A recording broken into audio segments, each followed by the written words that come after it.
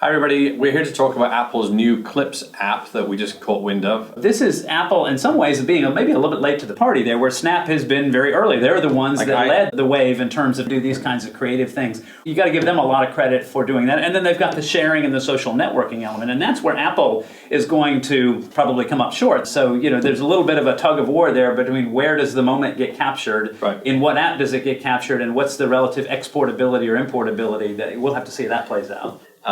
As a former Apple guy told me last week, if you're going to invent something that already, people already have. Well, a lot of people already have phones. If they have an iPhone or any kind of phone, they have a camera in it. So this just seems like such a natural, obvious extension. So Apple is a camera company, right? Snap wants to be a camera company, and they position themselves as we want to be a camera company.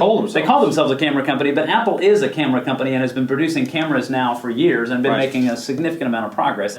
That they are demonstrably a camera company, whereas Snap, I think, is more aspirationally wants to be a camera company with spectacles and those types of things. But there's almost low risk to Apple. I mean, this doesn't strike me as a huge expense. We've already got the phones, or those of us that have Apple phones already have them. This is, why not give this a try? I mean, I think it's ridiculously late, but if it's easy to use and if it's easy to share, then I would try it. Yeah. Well, I mean, it's certainly in a company the size and scale of Apple, risk is a relative term. I mean, I'm sure they spent tens, if not hundreds of millions of dollars of engineering time and cost and opportunity cost to develop the ecosystem around this. But the other thing to remember is what makes it so powerful is their footprint. When Clips is available, are they going to put it on the home screen like they do many of their apps by default? And is it going to be automatically pushed out there? Because it's one thing to launch an app in the App Store, and those of us who've been involved with app development know, hey, great, I put it in the App Store, theoretically billions of people could get it, but that's because they could get it doesn't mean they will get it, and that's where Apple has a unique advantage. Well, that's huge, to get,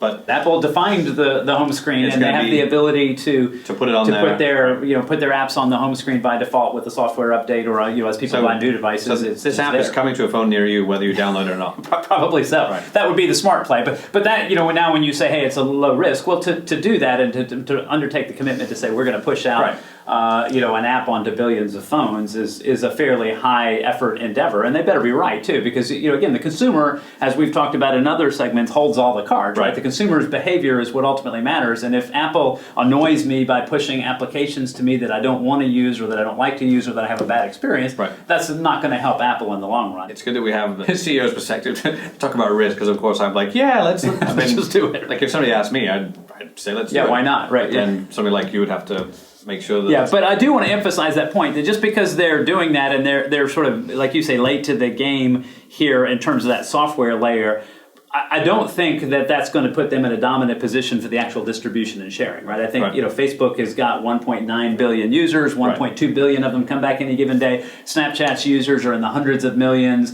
So the actual sharing and the social networking element of that is something that Apple is going to be relatively weak in. They're very strong in the camera. They're about to be strong in the editing and the creativity. It's all about distribution. But the distribution is a really important element. And so I would expect the most common use case for clips will be for people to create these clips, edit them. We haven't even talked about the ability to caption them, which when you're talking about video having captions, and Apple wants to use speech-to-text recognition to do that. So that could be a really interesting thing as well. But then those clips will actually ultimately end up being shared on social networks is my prediction for the predominant use case.